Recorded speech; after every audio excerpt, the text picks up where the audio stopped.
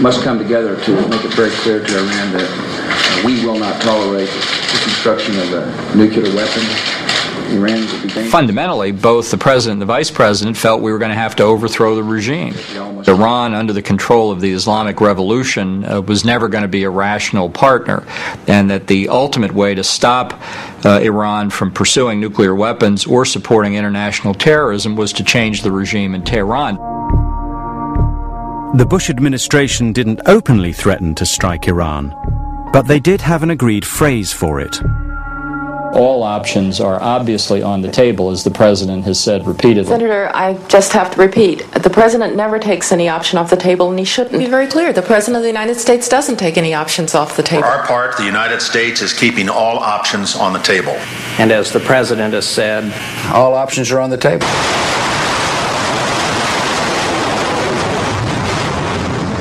Die Erfahrung mit dem Krieg im Irak, und die Sorge war groß, dass nach dem Irak sozusagen der Iran die nächste Stufe sein würde.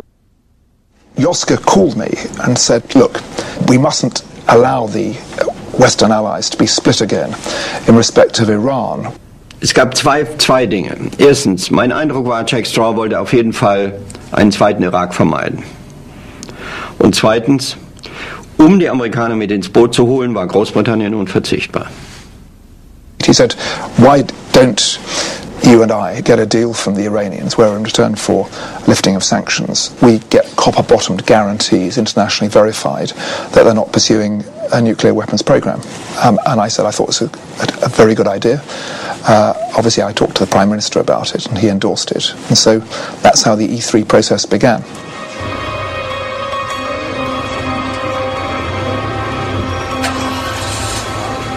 The E3, or EU3, the foreign ministers of the UK, France and Germany, had set themselves a difficult task.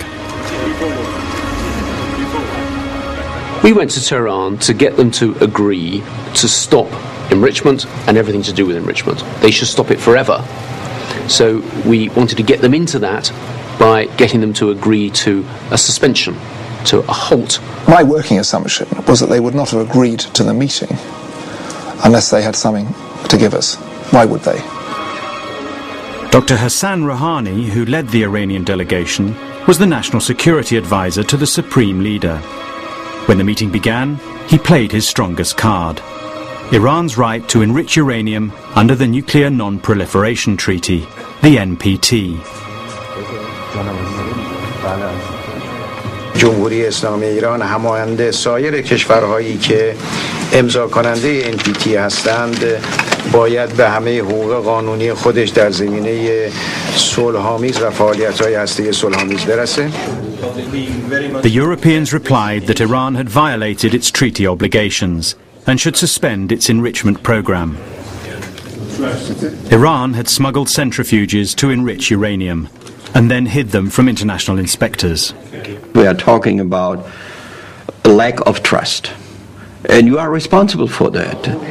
Rouhani said that they would agree to not putting radioactive material into the centrifuges, which would mean that Iran was not enriching, and so that would mean suspension of enrichment. Pour nous, c'était une définition beaucoup trop étroite des activités liées à l'enrichissement, puisque c'est tout ça ce que nous cherchions à suspendre. Et on a vu tout de suite qu'il y avait là un problème. The problem with Iran's definition of suspension was that it would allow them to build more centrifuges and master the skills needed to run them.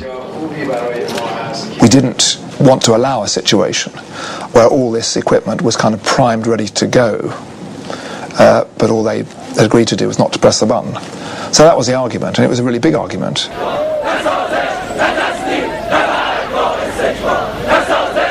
For 2 hours, the Iranians stood firm. Then Rouhani gambled that the Europeans would not want to go home empty-handed and would settle for Iran's narrow definition of suspension. Rouhani looked at his watch and said, oh, it's time for us to go and report to the president. And then something extraordinary happened, quite unscripted. and Yoshko just banged the table and said, look, there's no point us going to see the president or talking to the press, we've not agreed anything. We would be fools. I mean, to sit there in a press conference, be polite, and nobody had an interest, to create bad feelings with our oaths. And Rouhani said, well, this is as much as we can agree to. And Yoshik said, well, in that case, we might as well go and catch our planes. You could see these guys thinking, God, that wasn't in our script. There was almost a total failure and breakout. We decided, both sides I think decided to call a break and discuss it. The Iranian negotiator needed instructions from the supreme leader and the president. And Rouhani got out his mobile. اونها میگفتن که کلیه فعالیت هایی که به نحو مرتبط هست به این مسئله باید تعلیق بشه. ما اینو قبول نداشتیم. خب مسئله مشکل شد. He was speaking very quietly, but it was clearly quite an intense conversation that Rouhani was having. It was quite extraordinary. So we were sort of hanging around. Rouhani's consultations with President Khatami lasted over an hour.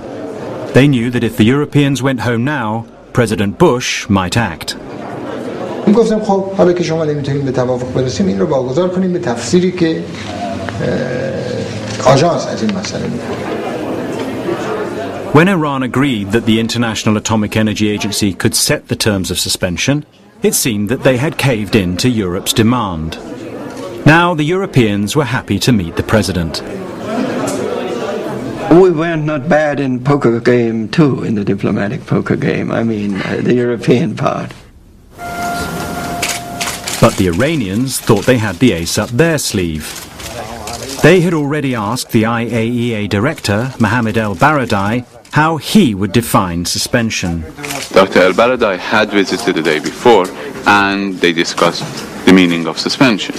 Dr. Rouhani believed that El-Baradei had considered suspension to be basically not feeding uranium into the centrifuges.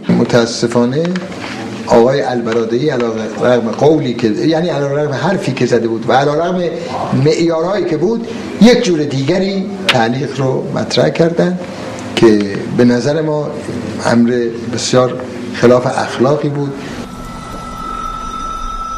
The IAEA defined suspension as Europe wanted, and 4 months later they reported that Iran had been hiding a new advanced centrifuge. Iran had expected agreement with Europe would bring economic rewards.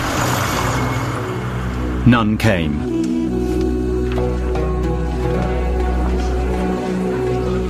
Later that year, Iran went to the polls to elect a new parliament. The clerics and the supreme leader disqualified most of the candidates who favoured negotiations with the West. The new parliament was dominated by hardliners. رأی ملت ایران است. صدای مجلس، صدای ملت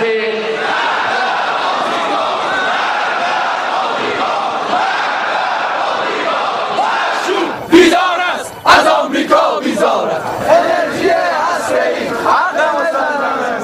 This tough line was reinforced by the Supreme Leader's new appointment to the National Security Council, Ali Larijani.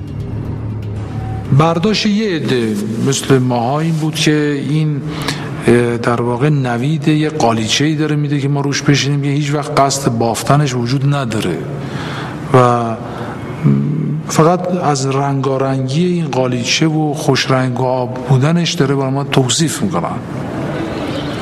خب البته نظرات دیگر این بود.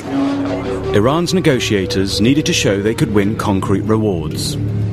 So one of them approached the IAEA director to help get trade concessions from Europe to impress the voters. Iran's next round of elections was imminent. A lot of candidates from the election will benefit from us losing this, yeah, I know this that. negotiation. I know that. They will not see favorably a success in these talks, and they're rather influential people. Both Europeans as well as the negotiators have lost credibility in Iran. It's not a problem of confidence on their side, it's a problem of confidence on our side as well as confidence in our own sort of credibility at home. Die Iraner waren unter innenpolitischem Druck, wir wiederum waren unter Abstimmungsdruck mit den USA. Es war nicht einfach, hier schnell voranzugehen.